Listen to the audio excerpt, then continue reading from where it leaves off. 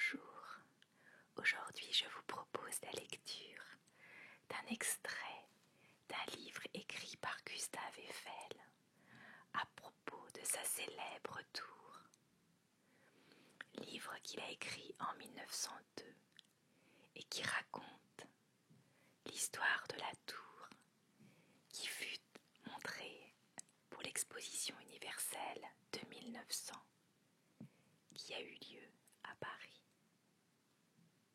La construction de cette tour à l'époque a fait l'objet de beaucoup de polémiques et de critiques. Sa construction ne s'est pas faite sans heurts et sans difficultés qui sont rapportés par M. Eiffel lui-même. Et je vous en propose la lecture. Suivez-moi. Je commence cette lecture par une lettre qui est adressée à un ministre et qui porte la signature de peintres, de sculpteurs, d'architectes et d'écrivains les plus connus. Voici cette lettre.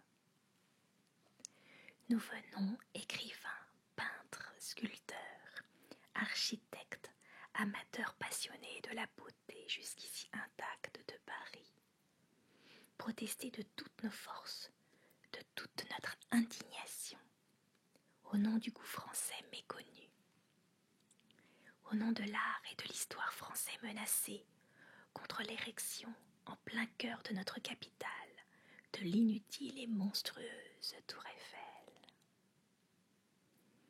Que la malignité publique, souvent empreinte de bon sens et d'esprit de justice, a déjà baptisé du nom de tour de Babel. Sans tomber dans l'exaltation du chauvinisme, nous aurons le droit de proclamer bien haut que Paris est la ville sans rivale dans le monde. Au-dessus de ses rues, de ses boulevards élargis, le long de ses quais admirables, du milieu de ses magnifiques promenades, surgissent les plus nobles monuments que le génie humain ait enfantés. L'âme de la France, créatrice de chefs-d'œuvre, resplendit parmi cette floraison auguste de pierre. L'Italie, l'Allemagne, les Flandres, si fiers à juste titre de leur héritage artistique, ne possèdent rien qui soit comparable au nôtre. Et de tous les coins de l'univers, Paris attire les curiosités et les admirations. Allons-nous donc laisser profaner tout cela ? La ville de Paris va-t-elle donc s'associer plus longtemps au baroque, aux mercantiles imaginations d'un constructeur de machines, pour s'en les dire irréparablement et se déshonorer? Car la tour Eiffel, dont la commerciale Amérique elle-même ne voudrait pas, c'est, n'en doutez pas, le déshonneur de Paris. Chacun le sent, chacun le dit. Chacun s'en afflige profondément, et nous ne sommes qu'un faible écho de l'opinion universelle, si légitimement alarmée. Enfin, lorsque les étrangers viendront visiter notre exposition, ils s'écrieront étonnés. Quoi ? C'est cette horreur que les Français ont trouvée pour nous donner une idée de leur goût si fort vanté. Ils auront raison de se moquer de nous, parce que le Paris des gothiques sublimes, le Paris de Jean Goujon, de Germain Pilon, sera devenu le Paris de M. Eiffel. Il suffit d'ailleurs, pour se rendre compte de ce que nous avançons, de se figurer un instant une tour vertigineusement ridicule, dominant Paris, ainsi qu'une noire et gigantesque cheminée d'usine, écrasant de sa masse barbare Notre-Dame, la Sainte-Chapelle, la tour Saint-Jacques, le Louvre, le dôme des Invalides, l'Arc de Triomphe. Tous nos monuments humiliés, toutes nos architectures rapetissées qui disparaîtront dans ce rêve stupéfiant. Et pendant 20 ans, nous verrons s'allonger sur la ville entière, frémissante encore du génie de tant de siècles, nous verrons s'allonger comme une tache d'encre l'ombre odieuse de l'odieuse colonne de tôle boulonnée. C'est à vous, qui aimez tant Paris, qui l'avez tant embelli, qui l'avez tant de fois protégé contre les dévastations administratives et le vandalisme des entreprises industrielles, qu'appartient l'honneur de le défendre une fois de plus. Nous nous remettons à vous du soin de plaider la cause de Paris, sachant que vous y dépenserez toute l'énergie, toute l'éloquence, que doit inspirer à un artiste tel que vous l'amour de ce qui est beau, de ce qui est grand, de ce qui est juste. Et si notre cri d'alarme n'est pas entendu, si nos raisons ne sont pas écoutées, si Paris s'obstine dans l'idée de déshonorer Paris, nous aurons du moins, vous et nous, fait entendre une protestation qui honore. Voici maintenant un extrait de l'entretien de M. Agista Weffel dans le journal Le Temps. Quels sont les motifs que donnent les artistes pour protester contre l'érection de la tour? Qu'elle est inutile et monstrueuse. Nous parlerons de l'utilité tout à l'heure. Ne nous occupons pour le moment que du mérite esthétique, sur lequel les artistes sont plus particulièrement compétents. Je vous dirai toute ma pensée et toutes mes espérances. Je crois pour ma part que la tour aura sa beauté propre. Parce que nous sommes des ingénieurs, croit-on donc que la beauté ne nous préoccupe pas dans nos constructions, et qu'en même temps que nous faisons solide et durable, nous ne nous efforçons pas de faire élégant? Est-ce que les véritables conditions de la force ne sont pas toujours conformes aux conditions secrètes de l'harmonie? Le premier principe de l'esthétique architecturale est que les lignes essentielles d'un monument soient déterminées par la parfaite appropriation à sa destination. Or, de quelles conditions ai-je eu avant tout à tenir compte dans la tour? De la résistance au vent. Eh bien, je prétends que les courbes des 4 arêtes du monument, telles que le calcul les a fournies, qui, partant d'un énorme et inusité empattement à la base, vont en s'effilant jusqu'au sommet, donneront une grande inspiration de force et de beauté,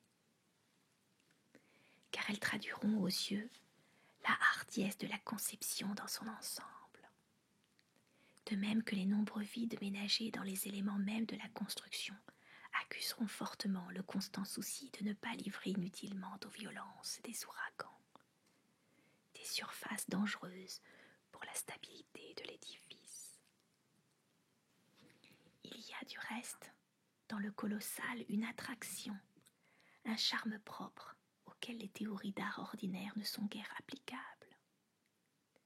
Soutiendrait-on que c'est par leur valeur artistique que les pyramides ont si fortement frappé l'imagination des hommes? Qu'est-ce autre chose, après tout, que des monticules artificiels? Et pourtant, quel est le visiteur qui reste froid en leur présence? Qui n'en est pas revenu rempli d'une irrésistible admiration? Et quelle est la source de cette admiration? Sinon, l'immensité de l'effort et la grandeur du résultat. La tour sera le plus haut édifice qu'aient jamais élevé les hommes. Ne sera-t-elle donc pas grandiose aussi à sa façon? Et pourquoi ce qui est admirable en Égypte deviendrait-il hideux et ridicule à Paris? Je cherche et j'avoue, je ne trouve pas.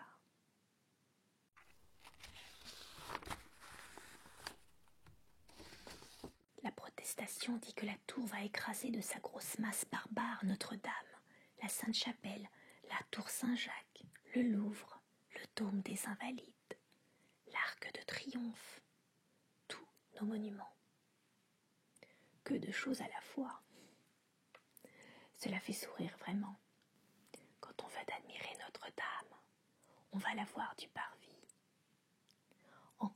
champ de Mars, la tour gênera-t-elle le curieux placé sur le parvis de Notre-Dame, qui ne la verra pas? C'est d'ailleurs une des idées les plus fausses, quoique les plus répandues, même parmi les artistes, que celle qui considère croire qu'un édifice élevé écrase les constructions environnantes. Regardez si l'opéra ne paraît pas plus écrasé que les maisons du voisinage qui ne les écrasent lui-même. Allez au rond-point de l'Étoile, et parce que l'Arc de Triomphe est grand, les maisons de la place ne vous en paraîtront pas plus petites. Au contraire, les maisons ont l'air d'avoir la hauteur qu'elles ont réellement, c'est-à-dire à peu près 15 mètres. Et il faut un effort de l'esprit pour se persuader que l'Arc de Triomphe en mesure 45, c'est-à-dire 3 fois plus. En conséquence, il est tout à fait illusoire que la tour puisse porter préjudice aux autres monuments de Paris. Ce sont là des mots. Reste la question d'utilité. Ici, puisque nous quittons le domaine artistique, il me sera bien permis d'opposer à l'opinion des artistes celle du public. Je ne crains point faire preuve de vanité en disant que jamais projet n'a été plus populaire. J'ai tous les jours la preuve qu'il n'y a pas de Paris sans les gens, si humbles qu'ils soient, qui ne la connaissent et ne s'y intéressent. À l'étranger même, quand il m'arrive de voyager, je suis étonnée du ralentissement qu'il y a eu. Quant aux savants, les vrais juges de la question d'utilité, je puis dire qu'ils sont unanimes. Non seulement la tour promet d'intéressantes observations pour l'astronomie, la météorologie et la physique, non seulement elle permettra en temps de guerre de tenir Paris constamment relié au reste de la France, mais elle annoncera en même temps la preuve éclatante des progrès réalisés en ce siècle par l'art des ingénieurs. C'est seulement à notre époque, en ces dernières années, que l'on pourrait dresser des calculs assez sûrs et travailler le fer avec assez de précision pour songer à une aussi gigantesque entreprise.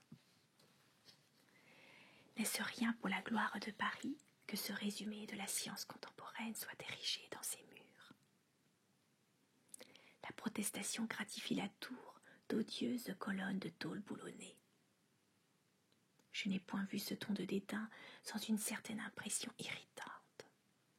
Il y a parmi les signataires des hommes qui ont toute mon admiration.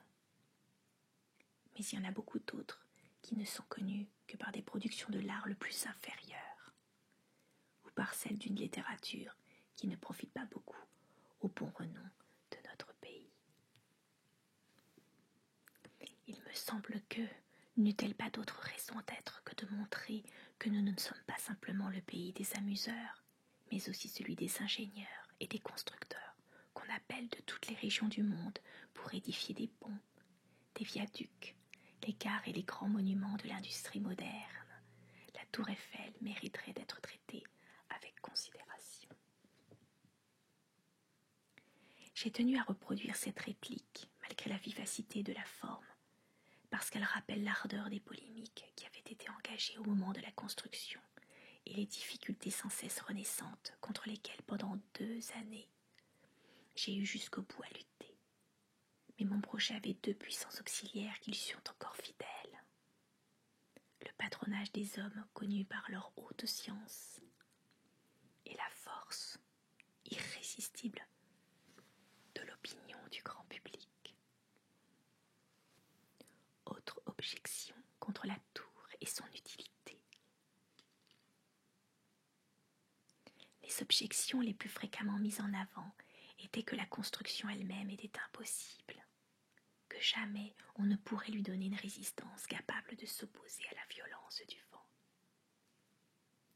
que même y arriva-t-on sur le papier, on ne trouverait pas d'ouvriers capables de travailler à cette hauteur, les difficultés devant être encore aggravées par les énormes oscillations que prendrait cette colossale tige de fer sous l'effet des vents.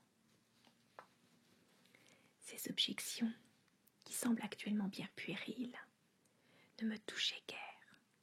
Je savais, par mes travaux antérieurs, que quand il s'agit de construction métallique, la science de la résistance des matériaux est parvenue de notre temps à un degré de précision qui permet d'être assuré par le calcul de la détermination des efforts en chaque point de la construction et des résistances qu'on peut leur appliquer. Je savais aussi, par l'expérience acquise au grand viaduc de Garabit, de Tarbes, etc., que j'avais eu aucune difficulté à recruter des hommes travaillant à l'aise au-dessus de vides atteignant 125 mètres, et pour lesquels l'effet de la hauteur était sans conséquence appréciable.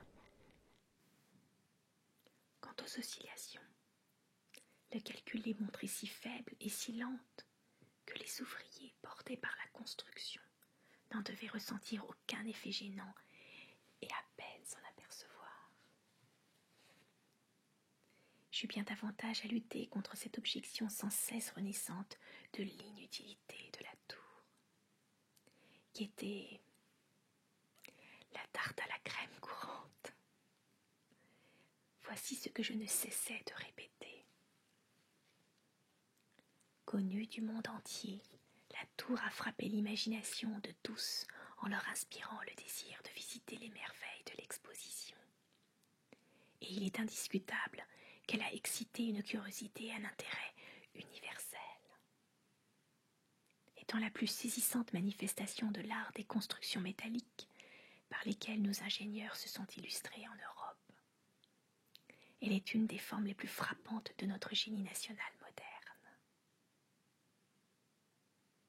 En dehors de ces premiers résultats, dont l'importance matérielle et morale est capitale dans la circonstance, il n'est pas douteux que les visiteurs qui seront transportés au sommet de la tour auront un vif plaisir à contempler sans danger, d'une plateforme solide, le magnifique panorama qui les entourera. À leurs pieds, ils verront la grande ville avec ses innombrables monuments, ses avenues, ses clochers et ses dômes, la Seine qui l'entoure comme un long ruban d'argent. Plus loin, les collines qui lui forment une ceinture verdoyante et par-dessus ces collines, un immense horizon d'une étendue de 180 kilomètres.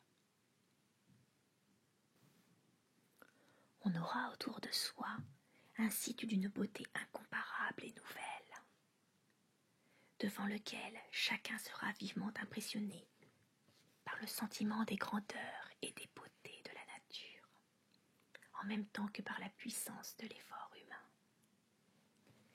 Ces spectacles ne sont-ils pas de ceux qui élèvent l'âme? La tour aura en outre des applications très variées, soit au point de vue de notre défense nationale, soit dans le domaine de la science. Elle est elle-même à une distance telle des forts de défense qu'elle est absolument hors de portée des batteries de l'ennemi. Elle sera enfin un observatoire météorologique merveilleux, dans lequel on pourra étudier utilement, au point de vue de l'hygiène et de la science, la direction et la violence des courants atmosphériques, l'état et la composition chimique de l'atmosphère, son électrisation, son hygrométrie, la variation de température à diverses hauteurs, etc. Sans m'attarder à rappeler toutes les difficultés que rencontrent, semées complaisamment sous leurs pas, tous ceux qui veulent entreprendre une œuvre nouvelle.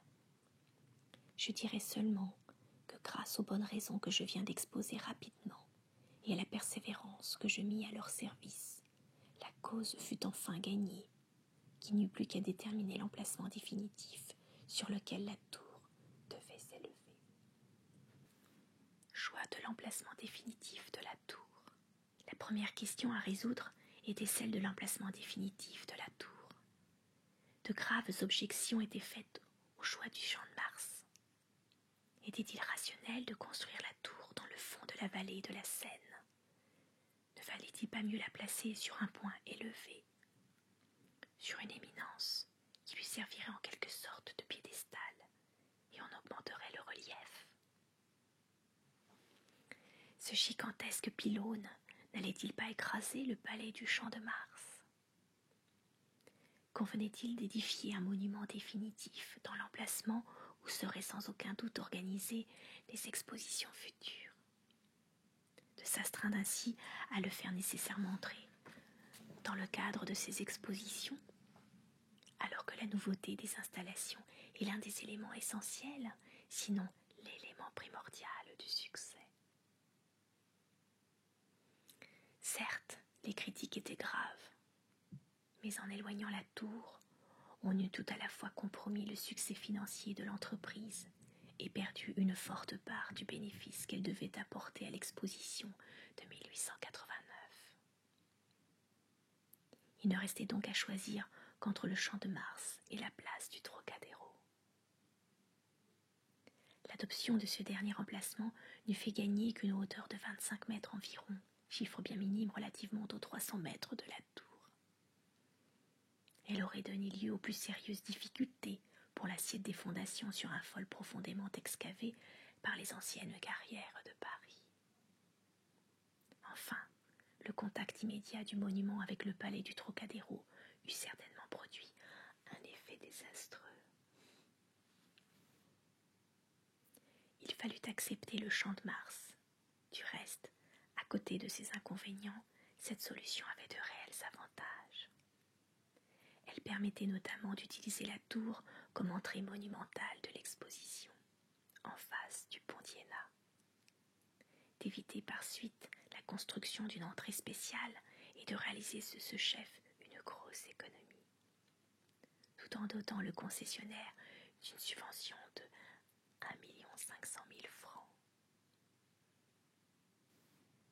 En d'autres termes, la tour est née de l'exposition. Sans celle-ci, il est probable qu'elle n'eût pas été édifiée. Elle devait donc contribuer à son embellissement et à son attraction, en même temps qu'elle en bénéficierait elle-même. Son emplacement ne pouvait dès lors être que dans l'enceinte même de l'exposition. L'expérience a montré d'ailleurs que l'on ne pouvait faire un meilleur choix comme emplacement. La tour formait en effet, dans celui qui a été adopté, une entrée triomphale à l'exposition. Et sous ces grands arceaux, on voyait du pont d'Iéna se découper le dôme central, qui conduisait à la galerie des machines, et, de chaque côté,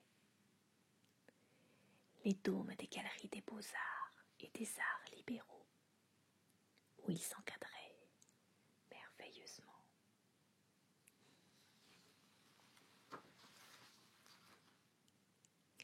Ainsi s'achève cette lecture. J'espère qu'elle vous a plu et je vous dis à bientôt.